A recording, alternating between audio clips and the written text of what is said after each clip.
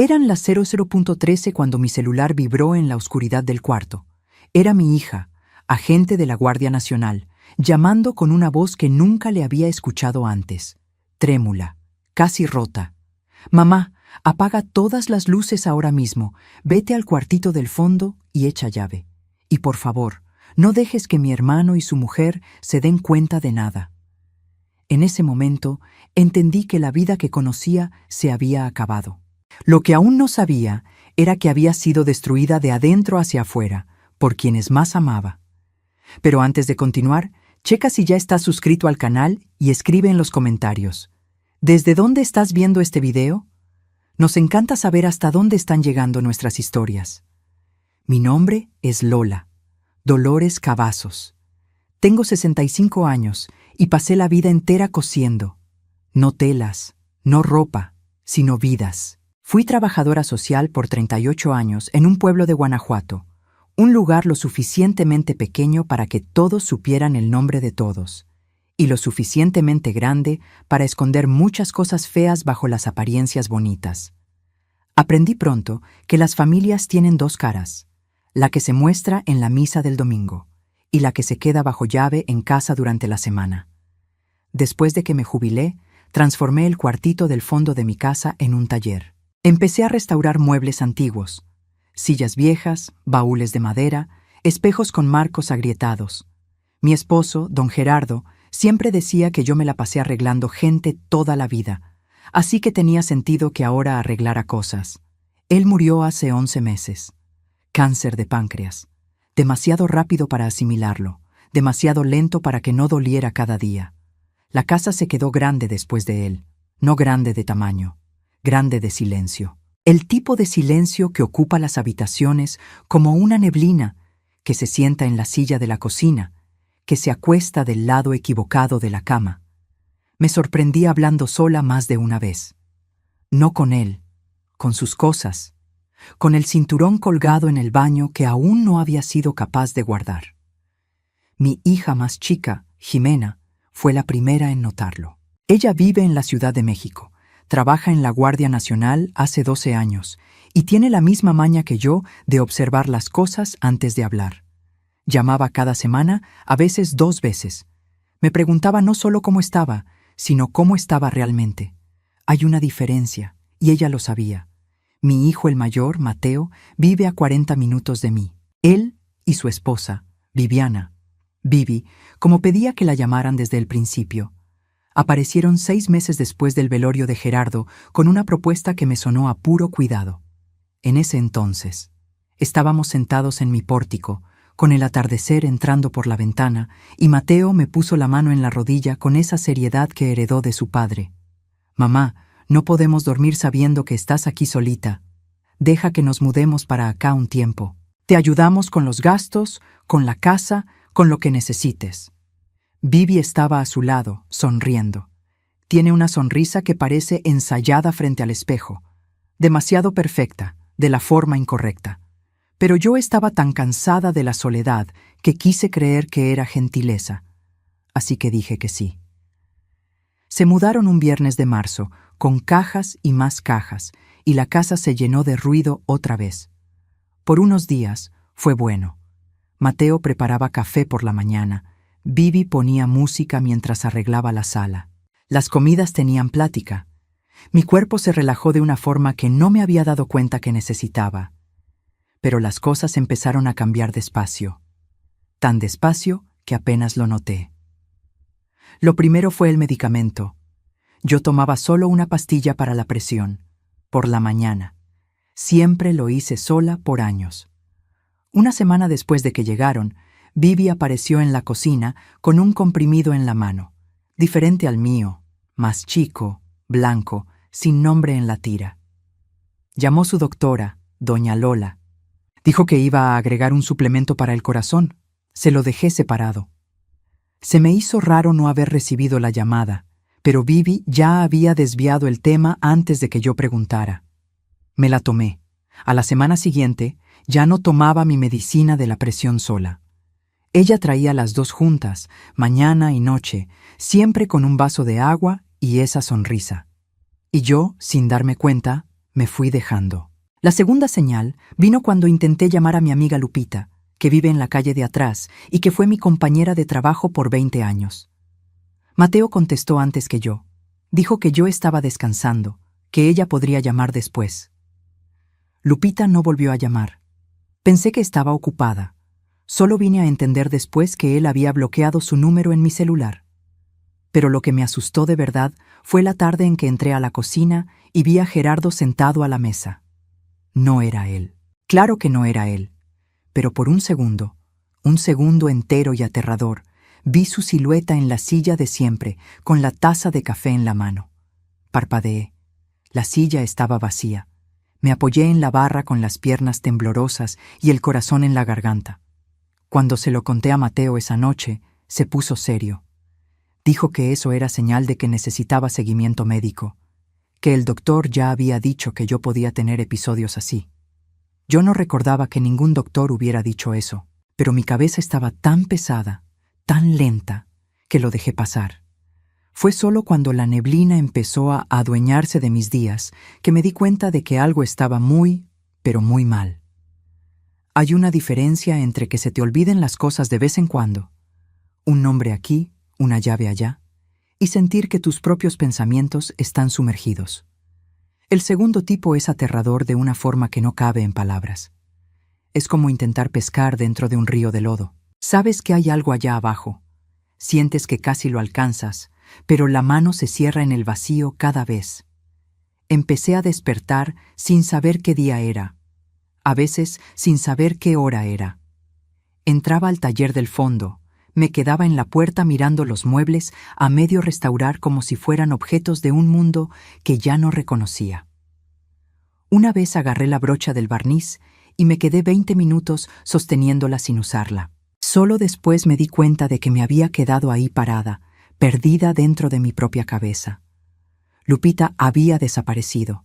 Mi vecina Conchita había intentado visitarme 2 veces. Me enteré mucho después. En ese entonces, Mateo me dijo que yo estaba durmiendo en ambas ocasiones. Tal vez lo estaba, no puedo estar segura.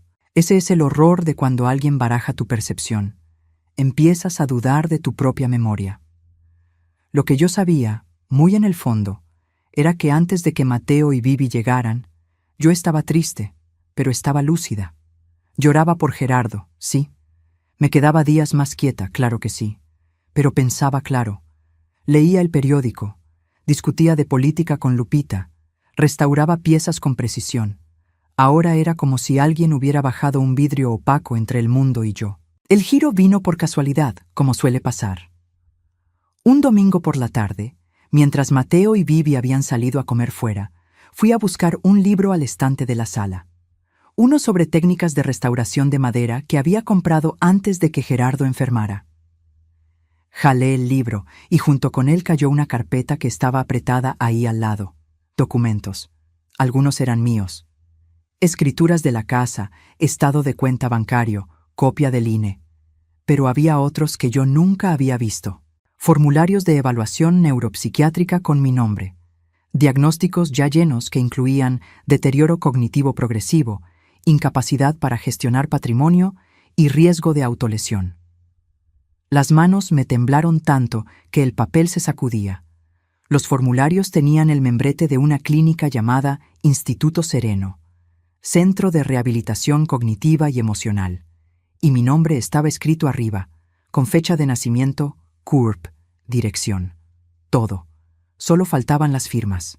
Todavía. Le tomé fotos a cada página con el celular. Volví a poner la carpeta exactamente donde estaba y subí a mi cuarto con el corazón latiéndome en el cuello. Me senté en la orilla de la cama y me quedé mirando las fotos en la pantalla por un largo rato. Esa noche, por primera vez en semanas, escondí la pastilla blanca debajo de la lengua y la escupí después en el baño.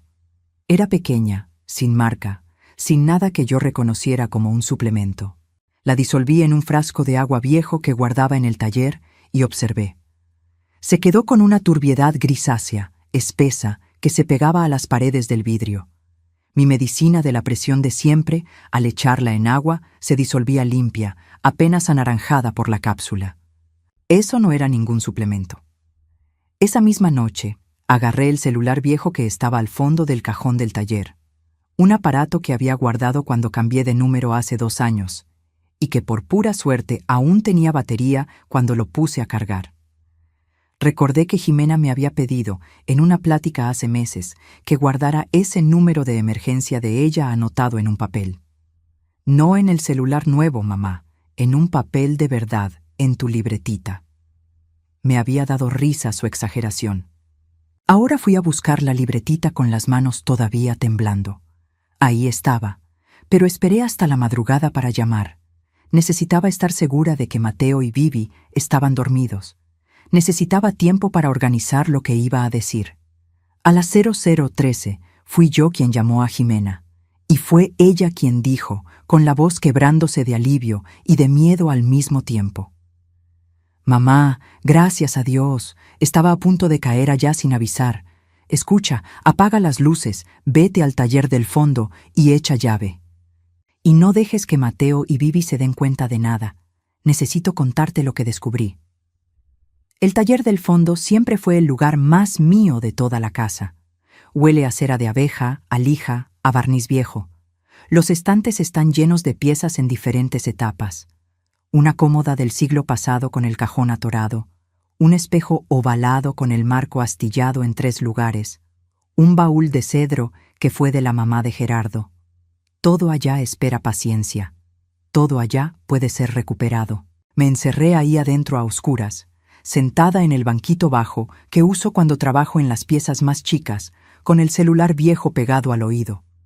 Jimena habló por casi 1 hora. Ella ya estaba investigando hace 4 meses. En secreto, porque cuando intentó sacar el tema oficialmente, el caso fue trabado por conflicto de interés dentro de la institución, ya que ella era familia directa. Estaba trabajando con un colega de otro estado, un agente llamado Fabián Reyes, que podía llevar la investigación de forma limpia. Lo que descubrió sobre Vivi, cuyo nombre real era Viviana Salgado Furtado, y no Viviana Salgado como decía en los papeles que nos presentó cuando se casó con Mateo, era meticuloso y frío. Vivi tenía un historial, 2 matrimonios anteriores, ambos con hombres mayores, ambos terminando con transferencias de bienes muy grandes poco antes de divorcios o muertes. Ninguna investigación había llegado a nada por falta de pruebas suficientes. Pero el patrón estaba ahí. Acercamiento afectivo, control progresivo de la rutina de la víctima, medicación no recetada, aislamiento social y, por último, internamiento psiquiátrico con documentación falsa, lo que abría el camino para la interdicción judicial y la transferencia de bienes. Y Mateo lo sabía.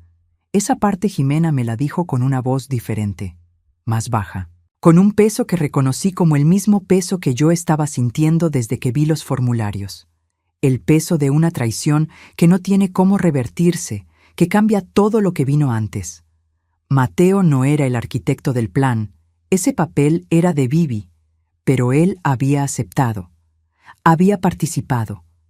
Las llamadas intervenidas lo mostraban confirmando fechas, poniéndose de acuerdo con un doctor llamado Dr. Renato Meireles, que firmaba diagnósticos psiquiátricos mediante pago, y discutiendo cantidades con Vivi en un tono de quien está planeando unas vacaciones, no destruyendo a su madre. Me quedé en silencio un tiempo después de que Jimena terminó. No el silencio de la neblina. El silencio de quien está procesando un dolor muy grande con una lucidez que dolía más que la confusión. «¿Cuánto tiempo tengo?», pregunté. Programaron la evaluación de Meireles para el jueves. Si él firma, pueden pedir el internamiento forzoso la próxima semana. Fabián necesita unos días más para cerrar el caso y conseguir la orden. Unos días. Parecían una eternidad y un parpadeo al mismo tiempo. Jimena me dio instrucciones. Seguir tomando mi medicina de la presión real que tenía escondida en el taller. Dejar la pastilla de ellos. No dejar que se notara nada. Seguir aparentando la confusión que ellos esperaban ver. Y, si era posible, juntar pruebas. ¿Tienes ese grabador chiquito que usabas en tus entrevistas de campo, mamá? ¿El que guardaste cuando te jubilaste? Lo tenía. Aún estaba en la caja de madera donde guardo las cosas del trabajo viejo, junto con libretas, gafetes viejos y una pluma con el logo del gobierno que nunca supe por qué guardé. «Entonces ya tienes lo que necesitas», dijo Jimena. «Confía en mí». Después de colgar, me quedé sentada en lo oscuro del taller un rato más. Afuera, la casa estaba quieta. 2 ventanas encendidas allá adelante, Mateo y Vivi aún despiertos probablemente. Miré la cómoda atorada en la esquina y pensé en algo que Gerardo solía decir cuando me frustraba con una restauración difícil.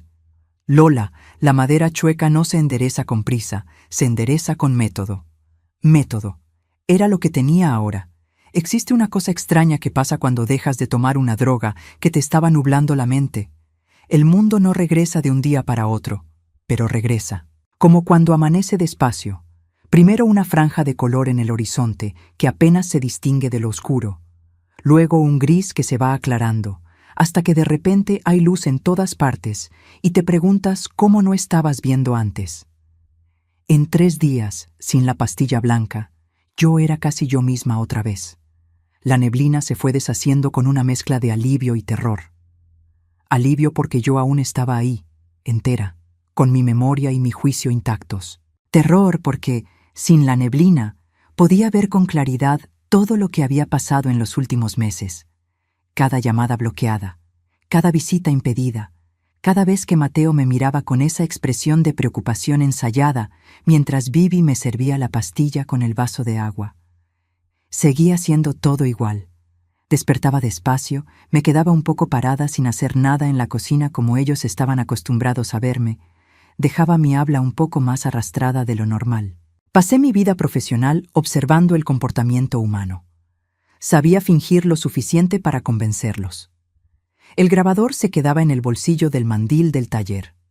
Pequeño, negro, cabía en la palma de la mano. Cada mañana lo cargaba conmigo cuando bajaba a desayunar, cuando me quedaba en la sala, cuando ellos platicaban cerca de mí pensando que no estaba poniendo atención. Y fue en una de esas mañanas que escuché por primera vez sin el filtro de la droga. Yo estaba en el pórtico, fingiendo dormir en la mecedora, con el sombrero de paja cubriéndome media cara. Mateo y Vivi estaban en la sala, con la ventana entreabierta. La voz de Vivi era baja, pero llegaba clara. Meireles confirma el jueves a las 10. Él ya sabe lo que tiene que firmar. Y la respuesta de Mateo, más apagada pero inconfundible. ¿Y el Instituto Sereno está listo? Sí. En cuanto tengamos el diagnóstico, pedimos internamiento de urgencia. No va a resistirse. Está demasiado débil. El grabador estaba en el bolsillo del mandil, encendido. En ese momento, algo que esperaba encontrar en el fondo de mí, rabia, desesperación, llanto, no llegó. Lo que llegó fue una calma fría y precisa. La calma de quien pasó décadas sentada frente a familias en colapso y aprendió que llorar puede esperar, pero actuar no. Empecé a mapear la casa mentalmente, las cámaras que Mateo había instalado, en la sala, en el pasillo, en la cocina, ninguna en el taller. Los productos químicos echan a perder el equipo, me había dicho con cara de hijo preocupado. Yo lo había aceptado entonces. Ahora entendía que el taller era mi único punto ciego para ellos. Mi vecina Conchita apareció la tarde del miércoles. La vi por la mirilla de la ventana del taller antes de que tocara el timbre. Fui a la puerta antes de que Mateo llegara, lo que lo sorprendió. Dije que quería recibir mi visita. Él se quedó rondando todo el tiempo, pero Conchita es lista. Cuando se agachó para darme un abrazo, me susurró al oído. «Estoy viendo cosas raras aquí hace semanas. Dame una señal si me necesitas». Le apreté el brazo una vez, firme. Conchita había sido enfermera por 30 años antes de jubilarse. Tenía ojos clínicos y corazón valiente. Sabía exactamente lo que estaba viendo. Esa noche, escondí una segunda memoria USB en el taller. La primera, con las grabaciones de los últimos 3 días, ya estaba envuelta en un trapo y enterrada dentro del baúl de cedro de la mamá de Gerardo. Si algo me pasaba, Jimena sabría dónde buscar. Lo habíamos acordado en clave en la única llamada que logré hacer desde el celular viejo durante los 10 minutos en que me quedé sola en casa mientras ellos hacían el súper. El jueves estaba llegando, el doctor Meireles estaba llegando. Y yo necesitaba que llegara, porque cuando llegara, iba a dejar que hiciera su evaluación. Iba a responder a las preguntas con la confusión que él esperaba encontrar. E iba a tener el grabador en el bolsillo del mandil durante toda la consulta. El doctor Renato Meireles llegó el jueves puntualmente a las 10 de la mañana, de traje gris, con un maletín de piel negra y un apretón de manos que intentaba pasar autoridad. Tenía unos 50 y tantos años, lentes redondos, quedándose calvo de arriba.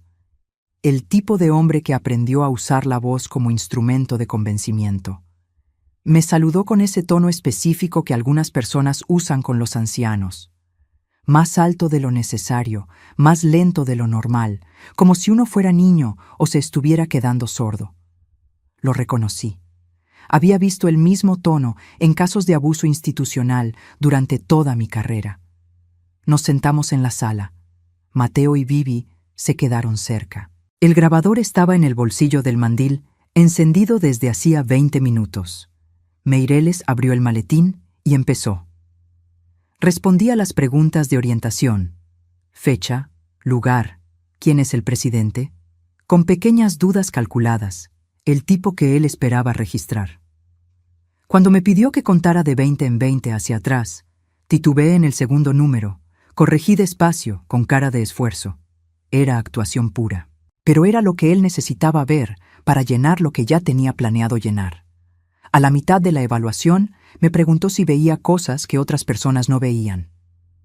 A veces veo a mi esposo, respondí, dejando que la voz me temblara un poquito. Murió hace menos de un año.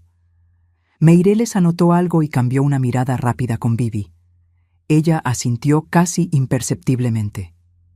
¿Y sus hijos la cuidan bien, doña Lola? Sí, dije yo, mirando a Mateo con ojos tiernos, sumisos. Mateo es muy buen hijo. Mateo sonrió. Una sonrisa que se quedará conmigo para siempre.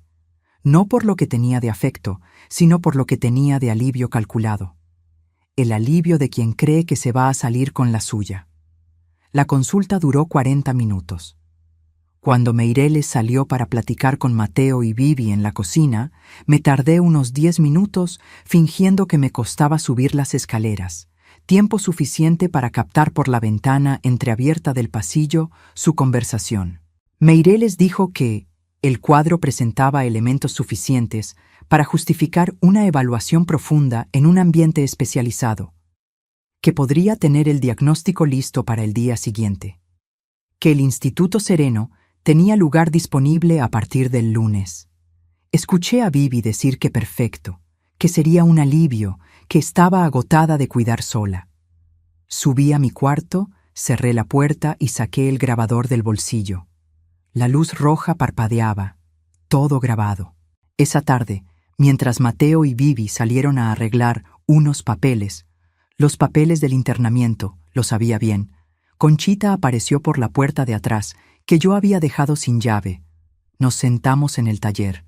Le mostré la segunda memoria USB. Si desaparezco de repente, llévale esto a Jimena. Le di el número.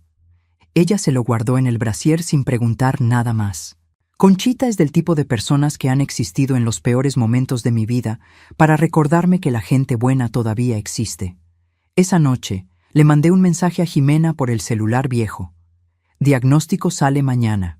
Lunes es el día. La respuesta tardó 4 minutos.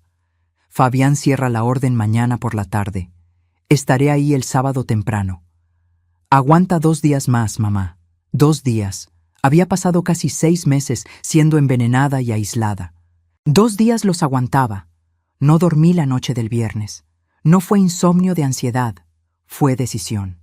Me quedé acostada en la cama escuchando la casa respirar, catalogando cada sonido, cada crujido del piso, cada murmullo que venía del cuarto de Mateo y Vivi. Cerca de medianoche escuché la voz de ella, más alta por un segundo, diciendo algo sobre antes de las 7. Después volvió el silencio. Antes de las 7. Habían cambiado el horario. A las 5:30 de la mañana, cuando la casa aún estaba en oscuridad total, escuché el ruido de un carro deteniéndose en la calle. Me levanté despacio, fui hasta la ventana y miré por la rendija de la persiana. Una camioneta blanca estaba estacionada afuera, con letras discretas a un lado. Instituto Sereno. Transporte especializado. Habían llegado 1 hora y media antes de lo que esperaba. Fui directo al taller del fondo, cerré la puerta por dentro con llave, agarré el celular viejo y le mandé mensaje a Ximena. Llegaron antes, camioneta afuera, 3 minutos sin respuesta, 5 minutos. Mi corazón estaba tranquilo de una forma que no esperaba, no calmado de resignación, sino calmado de quien ya hizo lo que tenía que hacer y lo sabe. Entonces escuché pasos en el pasillo. La perilla de la puerta del taller fue probada una vez. ¿Mamá?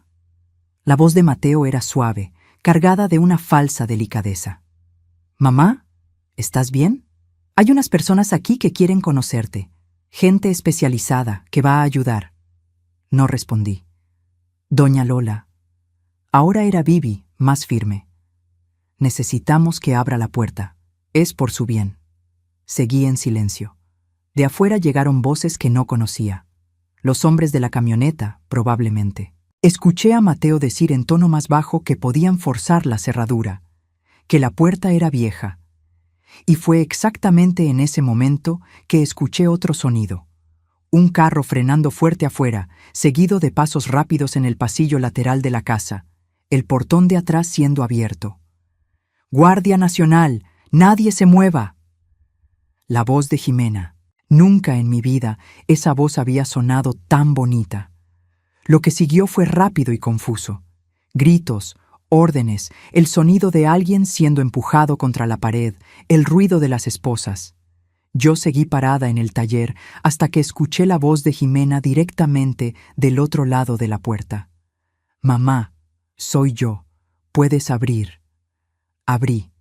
Ella estaba de chaleco, con su placa colgada al cuello, el pelo recogido, los ojos llorosos. Me abrazó antes de que terminara de abrir la puerta por completo.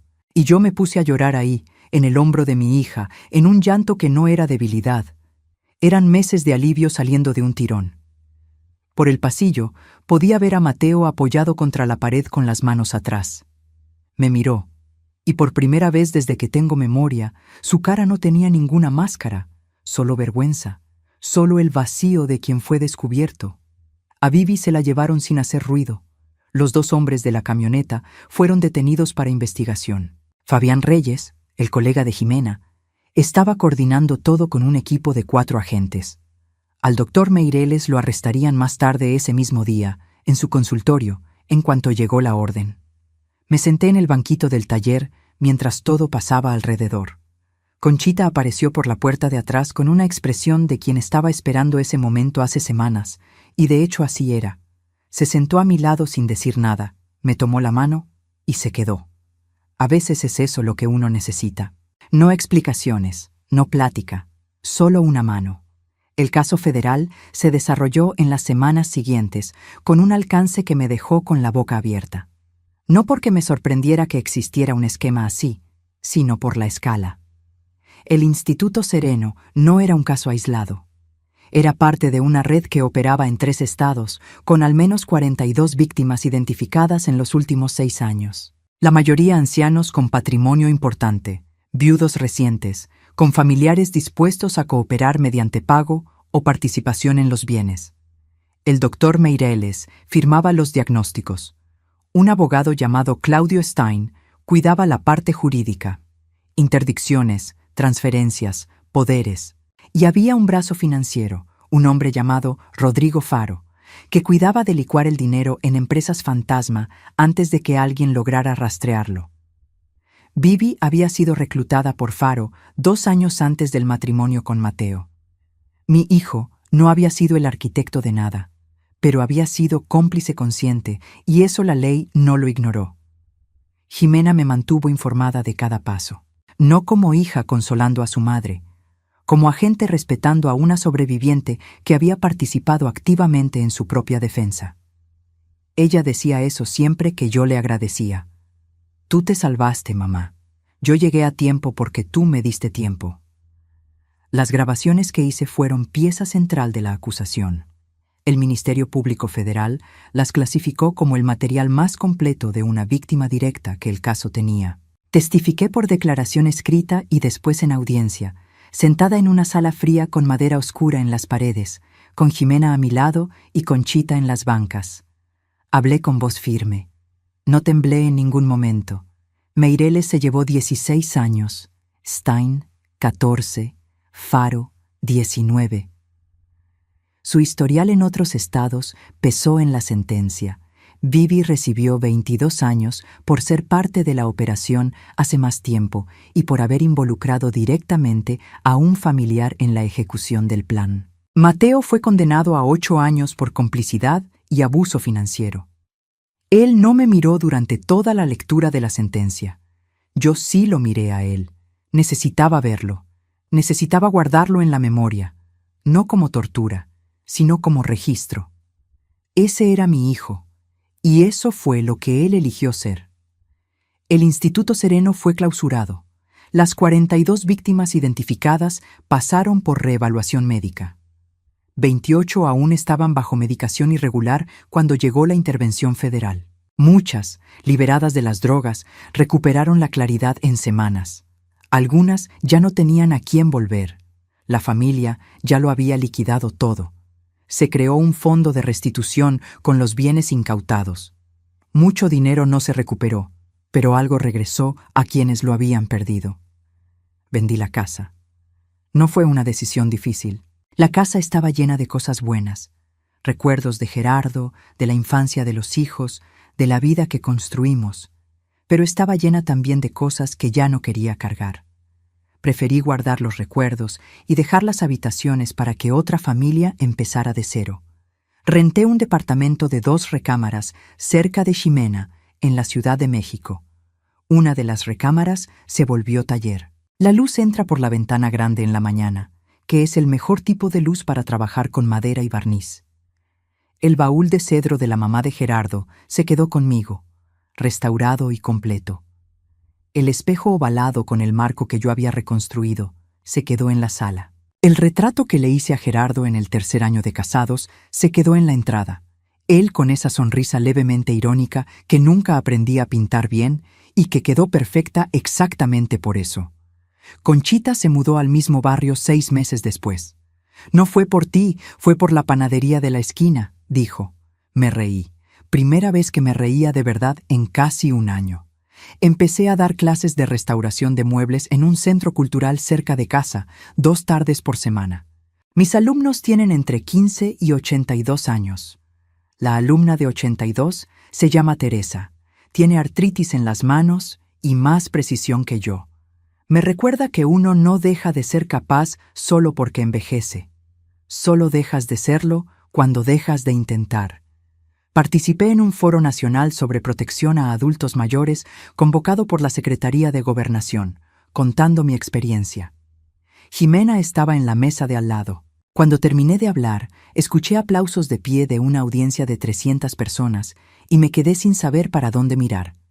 No de vergüenza, sino porque no esperaba que mi historia fuera a llegar a tanta gente. Después del foro, una mujer de 71 años me buscó en el pasillo. Se llamaba Edna. Estaba sola, la bolsa apretada contra el pecho, los ojos llenos de una pregunta que aún no lograba decir en voz alta. Nos sentamos en una banca afuera. Empezó a hablar bajito sobre su hija, su yerno, unas pastillas que no reconocía, llamadas que ya no llegaban. Me quedé con ella 2 horas. Le puse el número de Jimena en un papel. Le dije que lo guardara en un lugar que solo ella supiera. A la semana siguiente, Ximena recibió la llamada de Edna. Su caso se abrió. La familia fue investigada. Edna aún está en su casa, con la mente clara y la bolsa menos apretada. Eso para mí vale más que cualquier sentencia. Recibí una carta de Mateo hace 3 meses, del reclusorio. No la abrí de inmediato. La dejé en el cajón por una semana entera, mirándola cada vez que pasaba. Cuando finalmente la abrí, la leí 2 veces. Escribía que entendía que yo no tenía por qué perdonarlo, que no estaba pidiendo eso.